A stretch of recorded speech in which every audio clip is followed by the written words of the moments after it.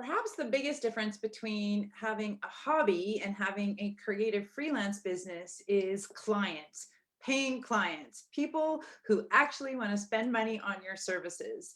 I'm Aura McKay, and this is Coaching for Creatives Live. I am the founder of Business of Creativity, an online learning platform and community to help creative freelancers like you bridge that gap between your creative services and running a successful business. And that successful business starts with having clients who love you and who pay you.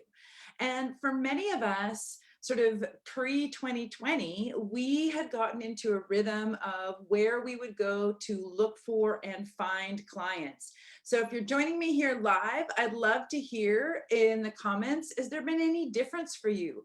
Has it changed? Where did you used to find clients? So I know that many of the creative freelancers in the mastermind group that I run were talking about how they were finding clients at face-to-face and in-person networking meetings, which, as we know, aren't really happening anymore. And for me, at least in the first part of 2020, networking online just felt like such a chore after spending so much time online anyways. And so I kind of stopped doing a lot of the networking activities that I was doing in early 2020, late 2019. And then there's the whole thing about that our clients, our prospects, our referral partners, they might not be networking the same way or hanging out in the same places online. So as creative freelancers looking to find clients, looking to find those, mythical unicorns who love our work, who pay us quickly, who respect our creative input, all of that kind of great stuff, when we're looking at where do we find those clients, it can be kind of like a new frontier. It can feel like that you might be starting from scratch, or maybe you haven't looked for your clients in the online world before and are not really sure where to even start and how to find them.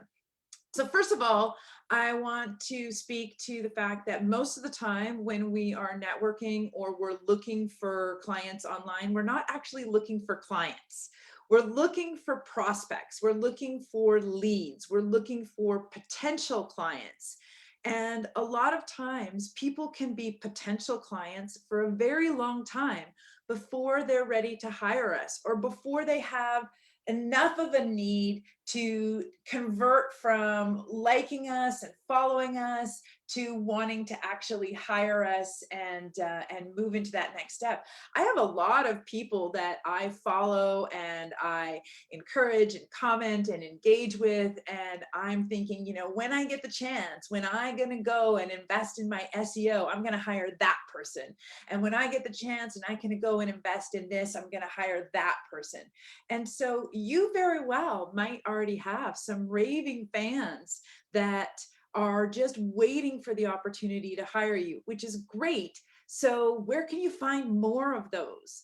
One of the things that you can do, if you have already a social media presence for your business, so maybe you have a Facebook group, or maybe you have a page, you can actually go in and you can look at where else are your members hanging out?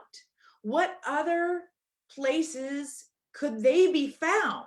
Because once you find someone who is a good prospect, what you want to do is you want to figure out where more of those kinds of people hang out. And just by looking at their profile, so going into your own group, your own members, looking at individual profiles and saying, oh, they're also members of this other group, or oh, they also follow this other person. So maybe there's an opportunity to find more prospects like this over there in these other groups. One of my past students who graduated from the Grow Your Creative Business program, my marketing training program that's actually coming up in March, she did this exercise of going out to find, where could her clients be, her prospects, where could her prospects be on LinkedIn. So if her prospects were hanging out on LinkedIn, where on LinkedIn would they be hanging out? And she did exactly that. She found one person that she had a first connection with, and she knew that person was her ideal prospect. And she said, you know, Will, where is this woman hanging out that I could possibly go find more just like her? And she discovered an entire group on LinkedIn that is specifically for her people. It's even like the name of the group is the same as for her people, how she would describe them in their raise their hand label. So I encourage you to get creative about where you're looking for clients.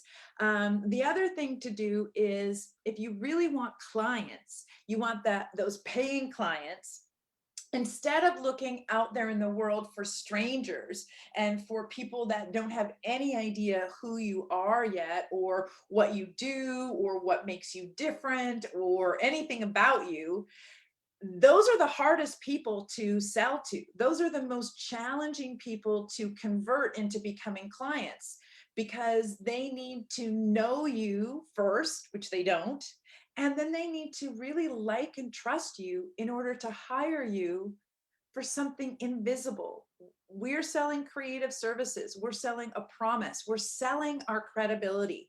So that trust and relationship is even more important than in some other industries that you might know of. So you want to be building that trust, but you also want to be converting them into clients. So if what you're really after is those clients, and you don't want to be looking at that really long journey that potentially you have in front of you of moving someone from knowing you to liking you to trust you to finally buy from you, look at who already trusts you. Who do you know that already knows you, likes you, and trusts you? It may be amongst your existing followers. It may be in your friends and family. It may be in your past clients. These are the best places to either invite them to invest or reinvest with you, or to get a referral that's a really great fit.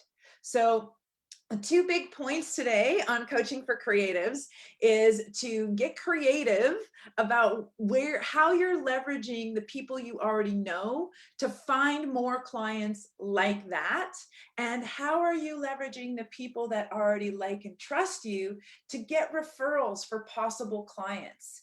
Those are the two big things. If you're still on the line with me live and you have questions about that, let me know. If you're watching this in the replay, put the hashtag replay in the comments, or post a question about that. Well, how do I do that? Well, where do I look? I'm happy to answer specifics for you and your business. And I do have, this month being Marketing Month and Business of Creativity, I do have 2 workshop dates where I'm going to go into depth in training you exactly where to find clients, what to say to them once you find them, and then how to design your offers to make it even easier to sell to them. So the first date is February 10th and the second date is February 23rd. I will be running these again. Check out my event listing at businessofcreativity.ca for more information. Thank you so much for joining me on this episode of Coaching for Creatives. I am Aura McKay, founder of Business of Creativity, and I will see you here live next week. Thanks so much, gang.